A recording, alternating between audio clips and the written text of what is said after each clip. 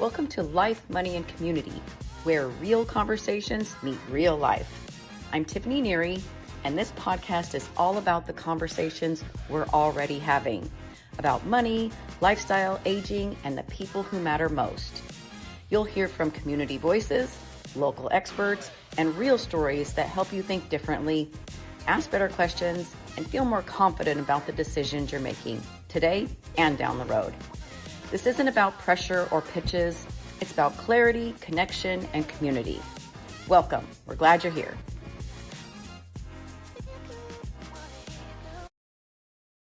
Hey, everybody. Welcome to our podcast, Life, Money, and Community. I have a really special guest that I just got introduced to, and I'm going to keep his number forever and ever, as you should too. Errol Sayin is a VA claims benefit specialist. And some of you might be going, well, I'm not a veteran, so I don't need this information. I don't know. I think you do. We all know maybe a spouse of a deceased veteran that doesn't know that he or she has benefits. And this is how I found Errol. Just in trying to help someone get a reverse mortgage, I looked back at her title and it said they originally purchased the house with a VA loan. So digging a little bit deeper, her husband had passed. Currently, she doesn't qualify for any benefits, but she may in the future. So this is how it comes to be, just a little bit of digging or just knowing someone. So all that said, Errol Sayin is going to introduce himself, tell you how he got in the business, and I'm going to stop talking. Errol, take it away. Okay, thank you. So I'm going to take you back about 40 years ago. I was in the insurance business. I was living in West Germany, and I was also a stockbroker. And we were, at the time, mutual funds were a big item. So, when you're living abroad like that, I was a civilian at the time. My military service was like 10 years earlier in Okinawa, Japan. But at the time, most of my friends, like we would get together for poker games, and we had like a World War II veteran, a couple of Korean War veterans, one of whom was a former POW, and several Vietnam veterans, and then some of the younger veterans. Now we're all old, but this is 40 years ago. But the reason I'm bringing this up, we had one of our regular guys was like it seemed like he was like a superstar in the making. He was a presidential pilot. So he had flown like Ronald and Nancy Reagan around. He was an officer in the Air Force. And at the time he was living in West Germany, he was also, him and his wife had a business. He had a beautiful family and a very promising career. And like one night we're all talking and he says, I'm flying to Scotland tomorrow. I'm flying the general, the general, the chief of staff, General Alexander Haig. Probably most people have forgotten him. He was the guy that said, I'm in charge. When Ronald Reagan got shot, Alexander Haig was saying, I'm in charge. And he got castigated for that. But anyway, Alexander Haig was saying to Ben, hey, Ben, bring your golf clubs. You're flying me to Scotland tomorrow, and we're going to play on the old course or whatever. And so we thought Ben had it absolutely made, because most of us, like, we're just small business people, In fact, a couple of my friends were riding high on Encyclopedia Britannica commissions, This is right when a little CD came out that had the whole encyclopedia on it for $10. But anyway, so Ben just seemed to be, everything seemed to be great for him. And then one day out of the blue, he says, I'm getting out. And we couldn't figure this out. We couldn't figure out, why would you want to get out? You're going to retire probably as a colonel in the Air Force. You've got a bigger business already than most of us have. Well, it turned out that, people didn't understand PTSD at that point. They didn't know what it was. And Ben had been, from his experience as a helicopter pilot, he also, which was hard enough to be a helicopter pilot in Vietnam. So that experience is what caused PTSD in a very accomplished person.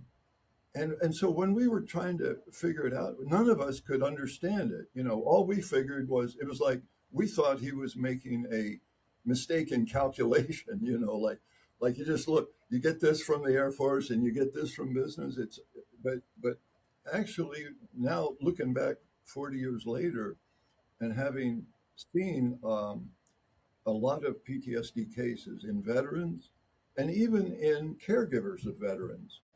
So now we see how big a problem that is, which is also still the biggest problem probably veterans face is the high suicide rate of people coming back from wars. That's how we do claims where people can get at least some compensation. However, I don't believe that makes up. I mean, PTSD is, as far as I know, incurable.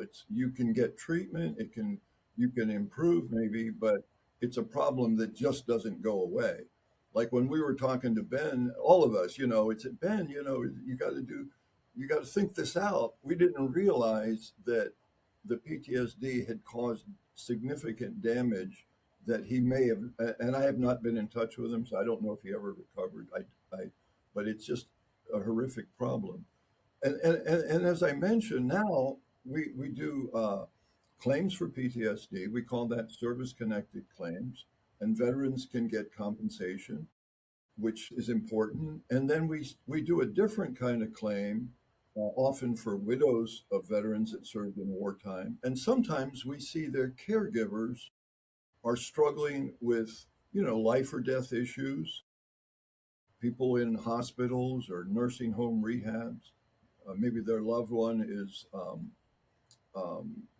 you know, close to dying. So these caregivers are going through a minefield of hospital, rehab, nursing home sometimes, and they can can get PTSD from that. I mean, anybody can get PTSD. It's not just veterans.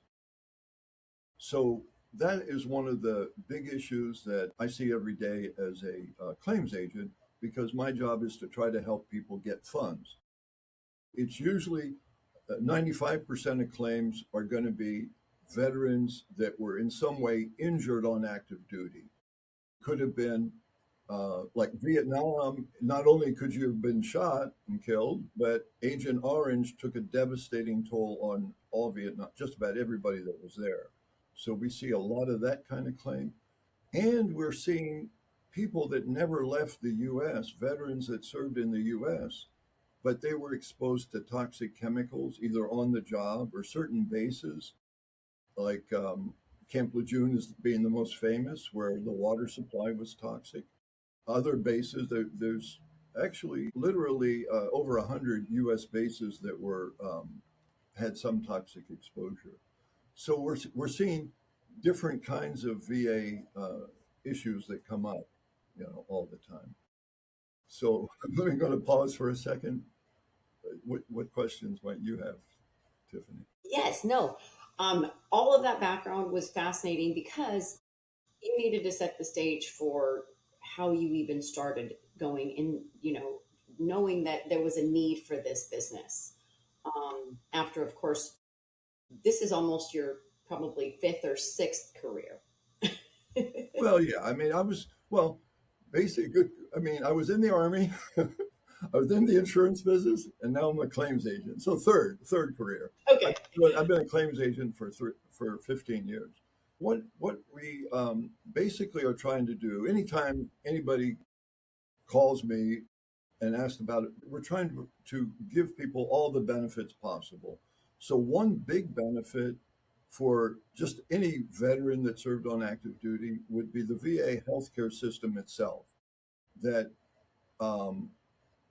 there are unique advantages to the VA healthcare, and I'll just cite one of them, which is if a veteran needs care, by that I mean this is usually an older person, and they need help with what we call activities of daily living, such as bathing, dressing, toileting, the VA doctor can send care at no cost. That's a big deal because the price of care now um, from a licensed home care company is around $39 an hour. That's, and if you need 3 hours a day, that's costly. So a huge benefit that's not provided by any other healthcare system is that veterans, if they're not enrolled in the VA healthcare, I always encourage them to do so. If they're elderly and they have Medicare doctors, they don't have to give that up. They can have both. And then for the younger veterans, it's important because it's healthcare, you know. Is a spouse of a deceased veteran eligible for VA care or only the veteran themselves? Well, right. Okay. So so let's talk about widows for a second to answer that. Like there are widows that can get benefits. Let me pick on myself. Like when I die, because I served during a period of war, the Vietnam era, my wife, if she needs care, can get a kind of rebate. We call it the aid and attendance benefit. Like for widows, it's about 15.58 a month. Like there's a like for example, most of the World War II veterans are gone.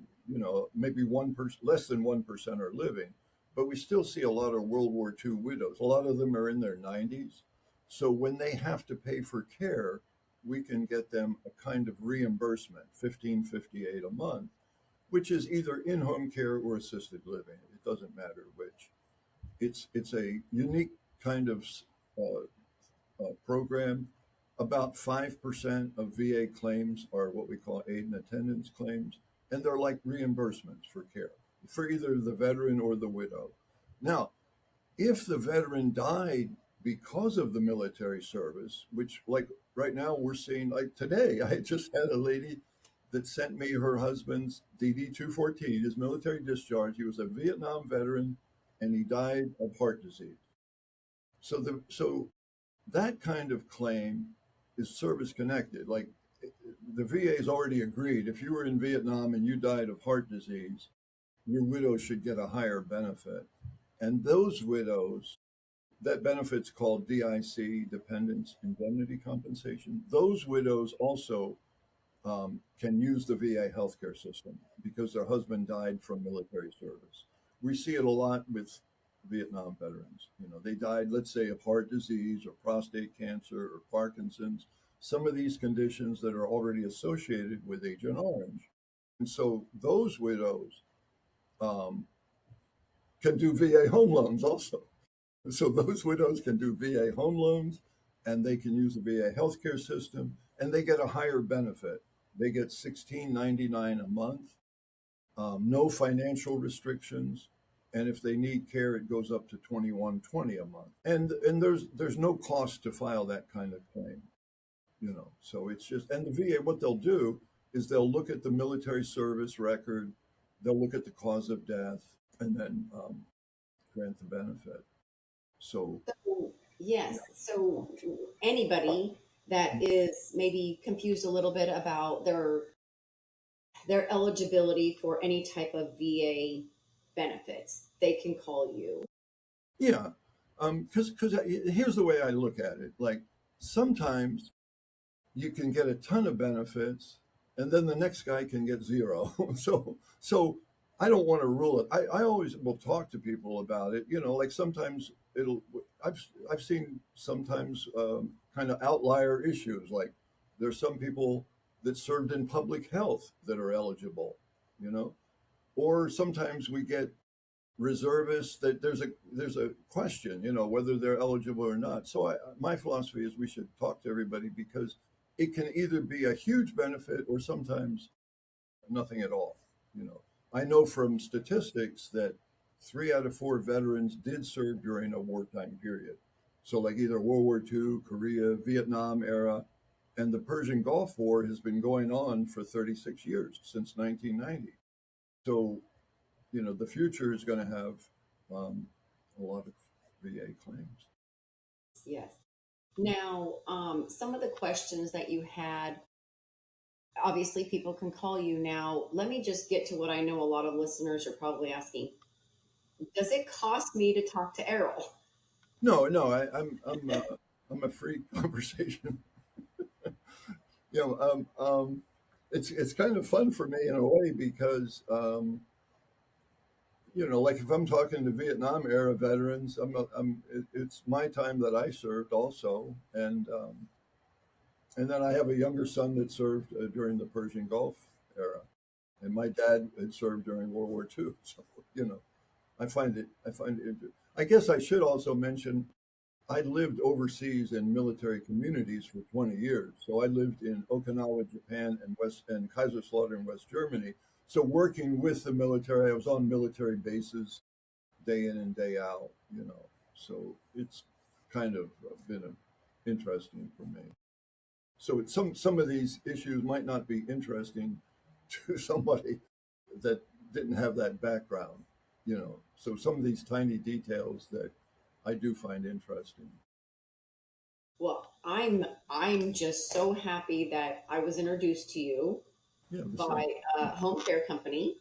And so you are their go-to guy when a veteran comes up and says, "Hey, do I get any benefits?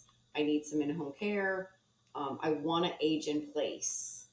I don't want to go somewhere, but I'm going to need some help coming in." So that 1558 can give quite a bit of care for the month. Yeah, so let's talk about you're right.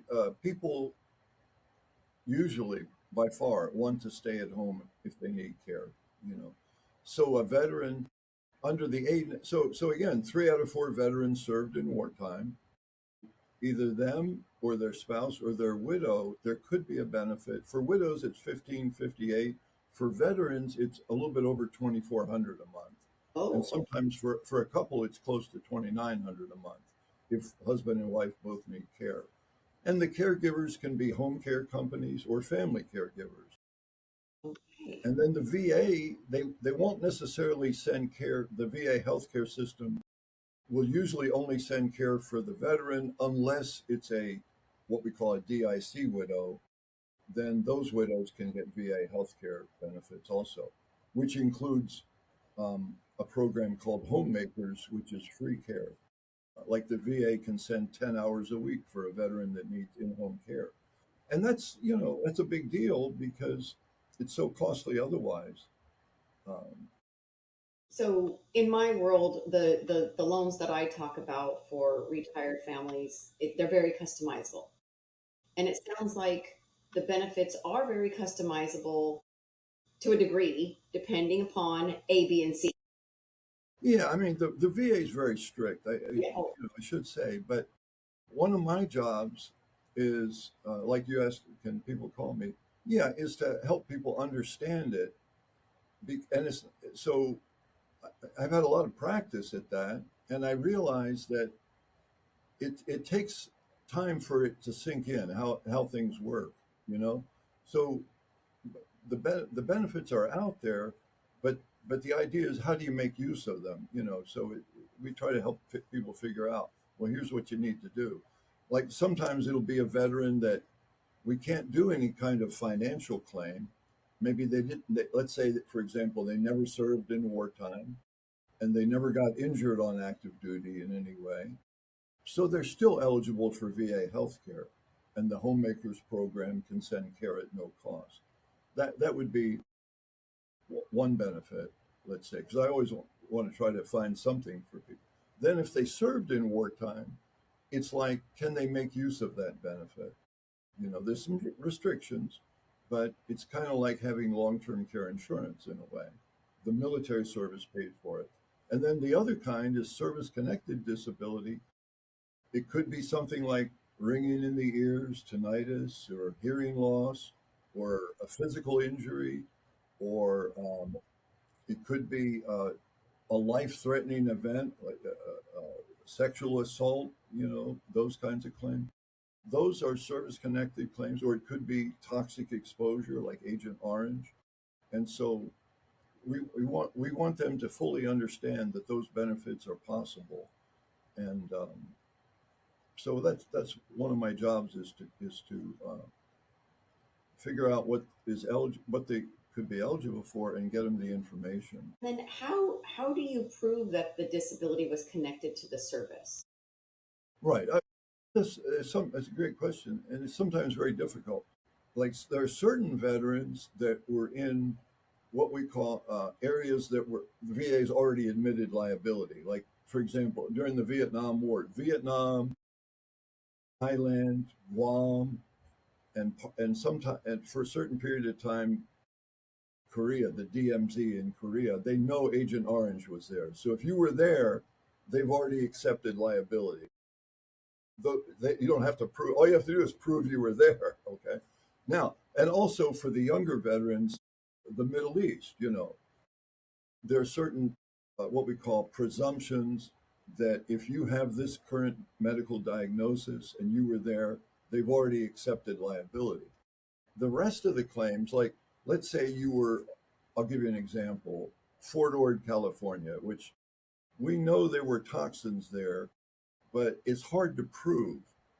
Often the veteran needs a medical opinion to prove it.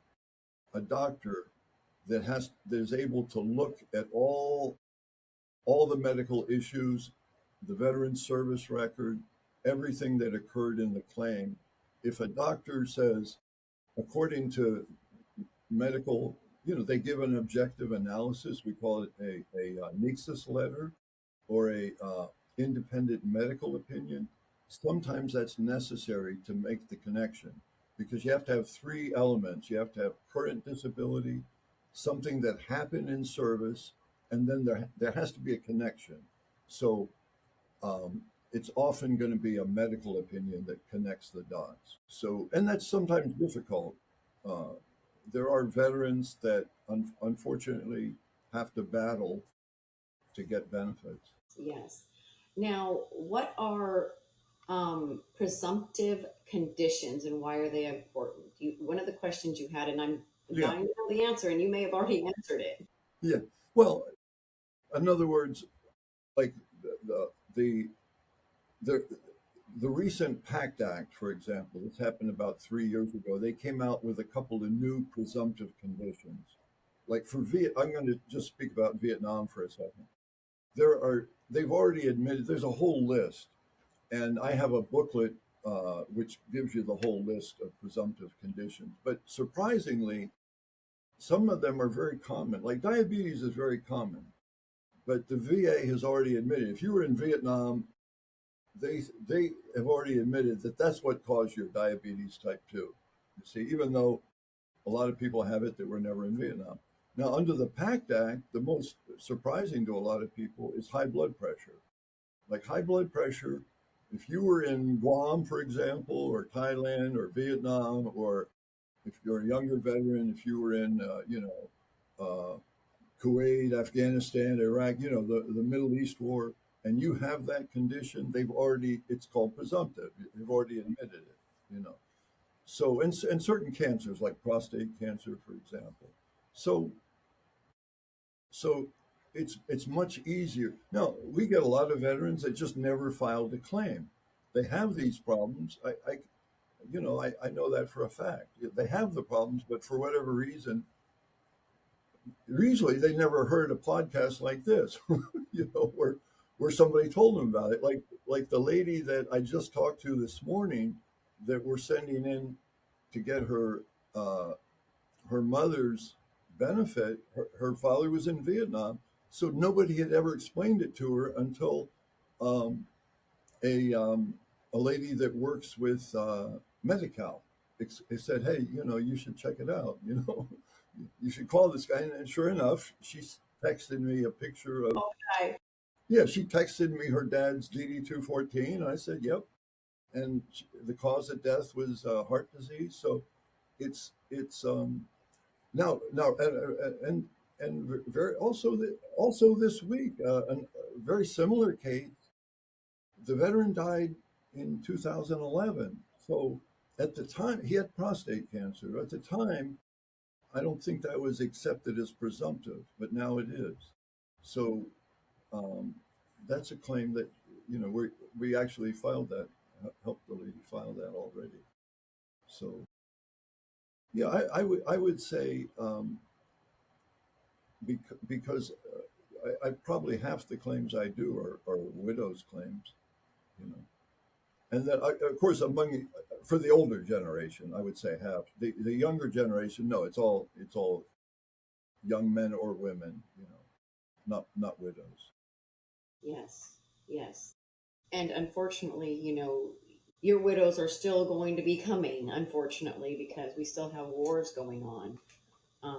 Yeah, that's for sure. I mean, I know that like in the Vietnam War, there were over 50,000 casualties in the war, but then a lot of shortened lives after.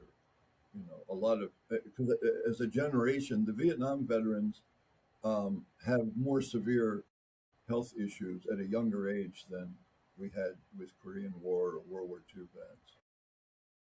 So yeah, so so I would say at least half of the. If I do a World War II, it's most likely a widow's claim or Korean War also. Well, I think this is going to be helpful for a lot of people. Again, even if you're not associated with a veteran or someone in your family, you're going to know someone that may need help, that may have benefits that are just sitting there waiting to be claimed. Yeah, So, that's um, really true. Yeah, Errol's information is going to be attached to this podcast. It's also going to be on social media, Instagram, Facebook.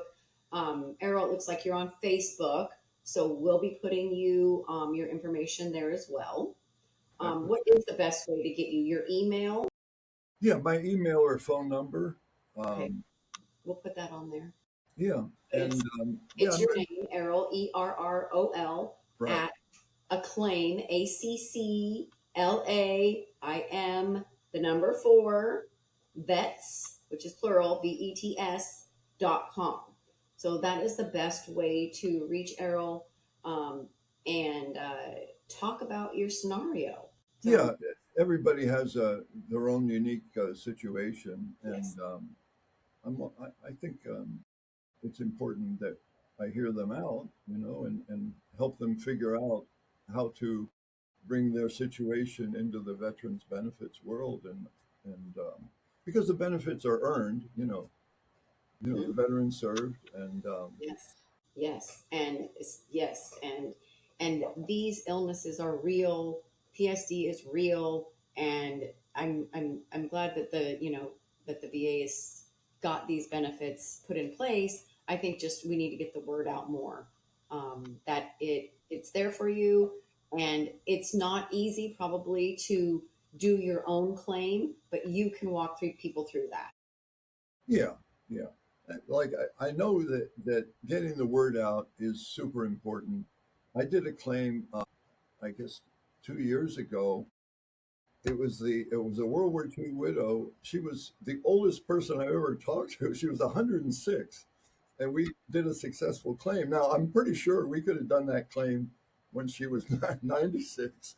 You know, so and her mind was still good. I was amazing to talk to her, and so a lot of times, like I know statistically, let's say there's 5 or 6% of California's population are veterans, but then there's spouses of veterans and widows of veterans, and sometimes it's one of your parents that was the veteran, or your wife's parents, or your husband's parents, or uncle, or something like that. So, I think it's relevant to about 10% of the population. Very good.